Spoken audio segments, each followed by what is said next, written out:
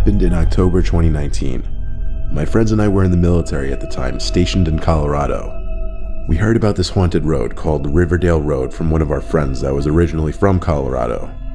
There were several different legends about the road, like stories about a ghost jogger tapping on people's windows, bloody handprints on road signs, Native American shapeshifters, ghostly hitchhikers. The list really goes on.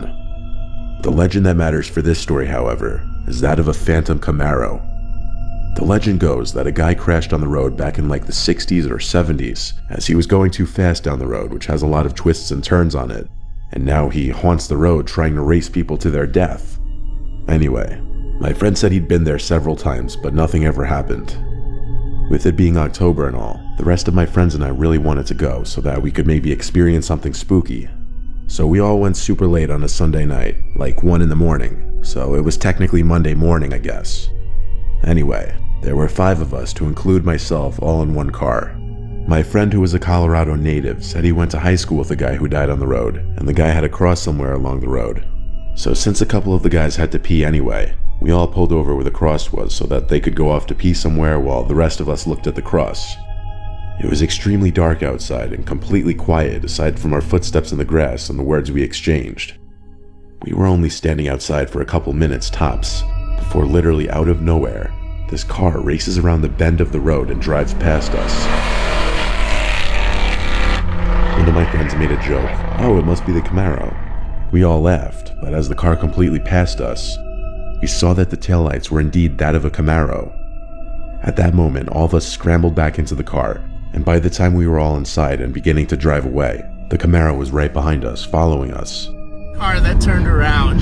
This is fucking wild. Yo. This is fucking Oh wild. my god. You guys scared? This is how we died, dude. I fucking lied. It matched the description of the legend perfectly. It was an old black Camaro with a busted headlight. My friend who was driving was freaking out, and rightfully so. We told her to just drive the speed limit, because the legend says if you try to speed, then you die. So we went the speed limit for the rest of the road with this Camaro riding our ass. It was so close to us. The quote-unquote driver of the Camaro even turned off the headlights, which was really weird considering how dark it was outside, and they could have easily hit us without being able to see. As soon as we reached the end of what was considered Riverdale Road and were about to turn off of it, the Camaro stopped and turned around and started back in the other direction. Now, I don't know if the Phantom Camaro is real or if the legend is based off some crazy person, but it was just weird how the car literally came out of nowhere. It was so silent outside, and we would have heard it coming far sooner than when it came around the corner of the road. Plus, what kind of person would be out on this rural road at 1 in the morning on a Monday night? I don't know. I personally believe in the paranormal, so I think it was a ghost, but I try not to push my beliefs onto other people.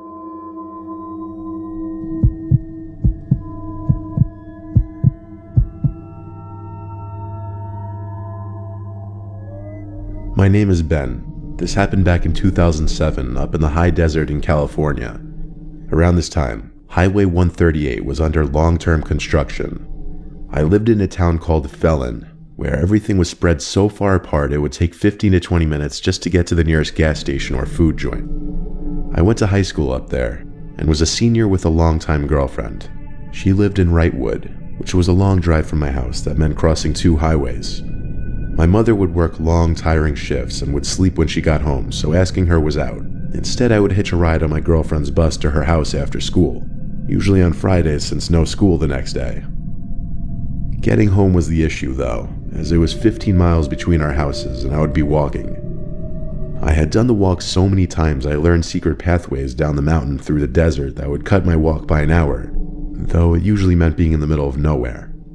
But the scariest thing to happen to me wasn't necessarily in the lonely desert, but in the street. I was dumb and lazy and would sometimes hitchhike.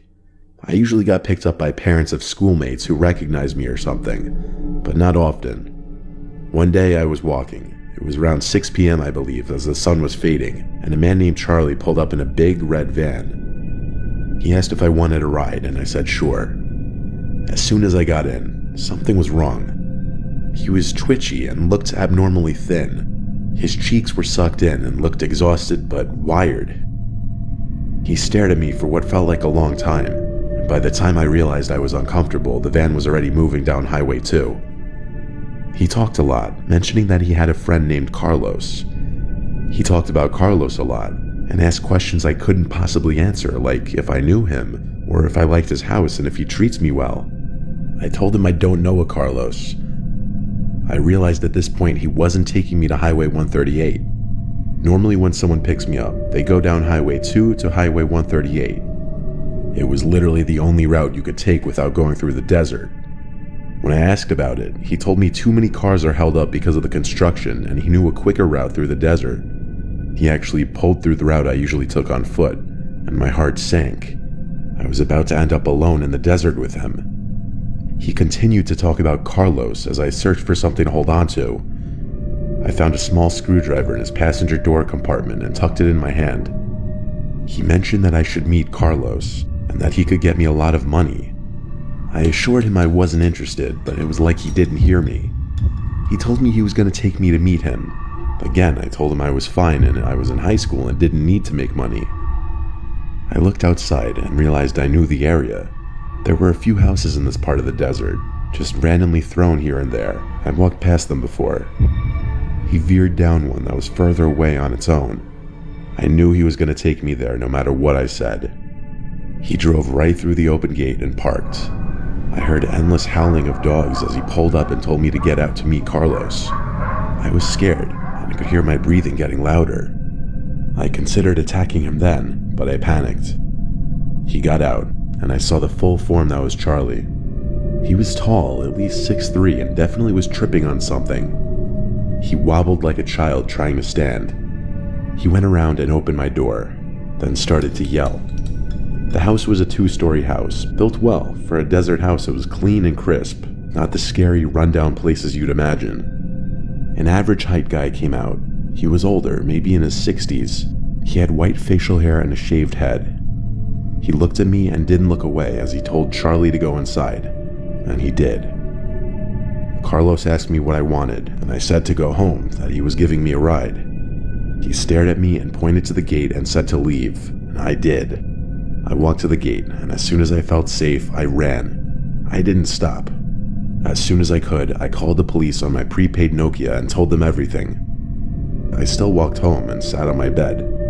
I was stunned and didn't know what to do. The police never contacted me after that day. I didn't tell my mom or girlfriend. I didn't want them giving me grief for it.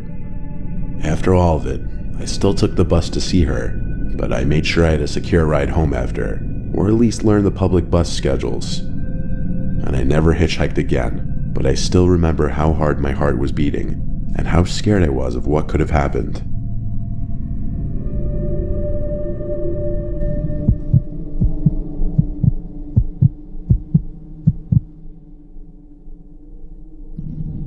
When I was 12, I had what I believe was the last sleepover of my life. It was at my friend Nick's grandma's house. She had a very old-fashioned house that, looking back at now, kind of gives me the creeps thinking about. I had been over to it a couple times, but never slept over. His grandma had a spare bedroom with 2 twin beds, which is why it seemed perfect for a sleepover. There was also this park connected to the backyard where we played hide and seek during the day. As it got darker out, his grandma called us back inside for dinner. She made linguine and clam sauce. We begged her to let us go back outside after eating to play flashlight tag in the dark. She eventually allowed it. Since her backyard basically connects to the park, with the only barrier being a bunch of trees and no fence, the game area ranged from the backyard to a certain point in the park, past the trees. We started the game with it being my turn as the seeker. Basically, I just had to find Nick and aim my flashlight at him, and that would be considered catching him. I counted down from 30 to give him time to hide. Then I left his grandma's house through the back door to begin looking. I checked some of the obvious immediate hiding spots, like under the tables, behind the chairs, by the shed. It seemed the backyard was clear so far. I heard cracks coming from the direction of the trees in the front of the park. I shined my light over into the woods, revealing someone tall, covered from head to toe in what appeared to be a giant sheet. As my light lit up the figure, they turned to face me. I could tell because I could see 2 eye holes and a small mouth hole. What in the world was I looking at?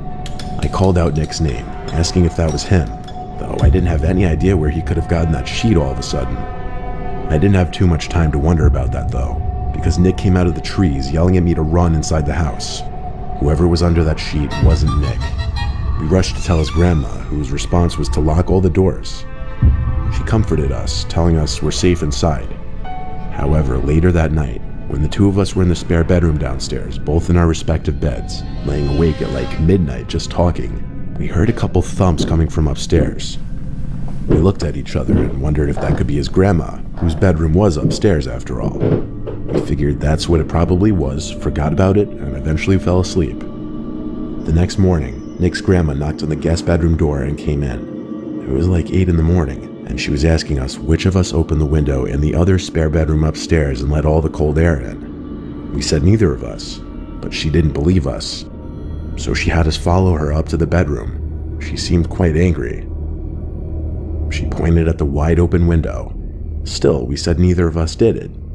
Then she went to the bed and asked, "What's this?" as she picked up a dirty-looking crumpled up sheet thrown on the bed.